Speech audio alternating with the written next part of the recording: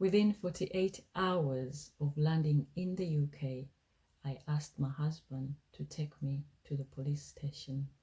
If you have been in a long distance relationship and considering relocating into another country where you've got no family except for your partner and you've got no friends and you don't know anybody, please stick around because I am going to be sharing with you at least 2 things you should consider before relocating into another country. Hello, and this is the day that the Lord has made. I will rejoice and be glad in this day. I believed this morning that it was going to be a good day, and indeed, it is an amazing day. Our God is good. The sun is shining, and it is shining in my life as well, and I hope it is shining in yours. And if it is not at the moment, then that's okay. Try and be kind to yourself. My name is Marion, and on my channel, I share my life journey, my life experience from when I met my husband and got married in Uganda, moved from Uganda into the UK to live with my husband and had my child, and sadly losing my husband along the way. So the main objective of me sharing my life experience, my life journey, is not to seek any sympathy because my God has been so good. The main objective is for me to inspire hope in others as opposed to seeking sympathy. And in my previous video, Widowed Abroad Part 3, I shared to the point of when we got our visas. So after we got our visas, I was excited, and at the same time I started feeling mixed emotions because now reality had hit that I am about to leave a full life behind because I was born and raised in Uganda, that I was about to leave my brothers, my sisters, my parents behind and friends and start all over again. I had also never been on a plane before, so the flight to the UK was my very first flight experience. And so my husband, bless him, he actually came to get me from Uganda. So he bought tickets for both of us, a return for him and a one-way for me.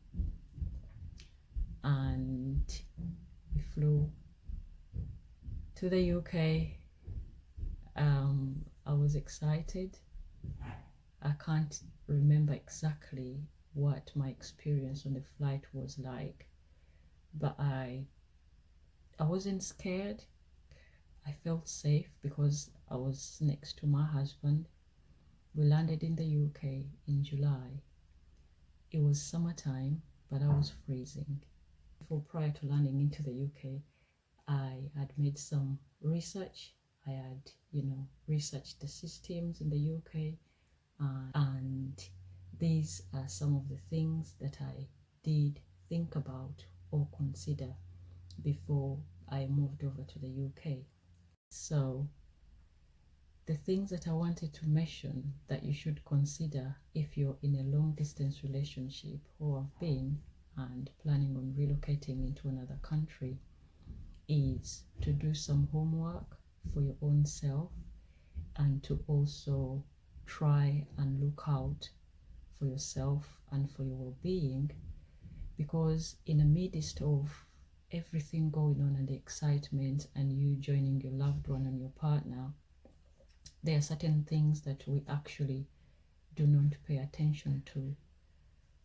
And one of the things that I would like to mention is that if you've never spoken to any family member or friend of your partner whilst we were still in a long distance relationship, maybe it is worth considering to getting to speak to any of them or getting to know about them from afar and learning about them from your partner, so that when you get into the country, you're just not by yourself completely, and Say, for example, your partner is gonna go back to work. They had a life before you joined them, and that life has got to continue.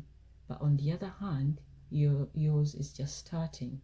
So it is worth having a place where you can start to kind of like venture out, go meet people, and so that if maybe your husband or your wife, they're at work, you kind of like have a person to go to show you around, or a community that your husband or your wife or your partner belongs to, that you get to know about prior. And that is one thing, because loneliness is real. Reality hits you when you leave the airport in your home country, leaving behind everything. And so it is worth considering those things. And the second most important thing that I think we barely look into is covering ourselves as far as security and safety is concerned, if I might put it that way. Because let's face it, it is real that every couple, in every relationship, there are ups and downs. And remember, you've been in a long distance relationship with this individual. They have only been coming to visit, in and out, and you've not been able to spend that much time living under the same roof. And a lot of things can happen, disagreements are part of any relationship.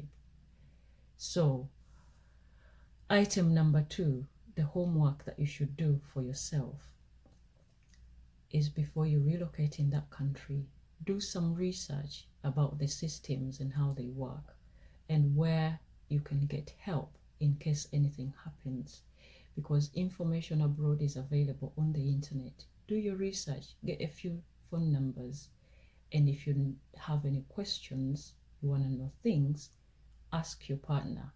This is not about not trusting your partner. This is about looking out for yourself as well. It is not selfish to look out for yourself. If you need to ask questions for clarity from your partner, because they are the ones that are part of that system, and so if they've got nothing to hide, they should just be very, very open with you. In my case, because I did the visa application myself, I had explored so much on the government website, and I had done a lot of research for myself, as well as asked my husband for clarity about the things that I wasn't sure about, just out of curiosity. He didn't have any idea, maybe why I was asking this information. So within 48 hours of me landing in the UK, after we both rested, because when we landed like on a Monday morning, and in the evening he was going out for work. And after we had rested, I did ask my husband to take me to the police station. I had already got all the numbers, the emergency numbers and all that. But I also asked him where the police station was, and he told me where it was. I asked him again, how far is it from where we are? And then he asked me that why was I asking that information? And I'm like, I'm just asking because I want to know. And he said, I can take you there if you want to.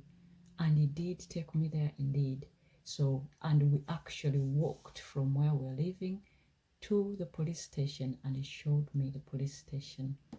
And to me, that was, a sign of, being open and transparent about the things that I wanted to know. And he had no reason to hold back that information from me, because I needed it for when I knew, I trusted him, but this is not about trust. This is about looking out for myself and my well-being, because as you may know, and understand that there has been stories in the past of where people relocate into other countries and they end up being mistreated, and also the people that they find there, and having lack of information as well.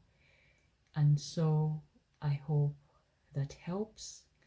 Please share, subscribe, and I'll see you in the next video. God bless you.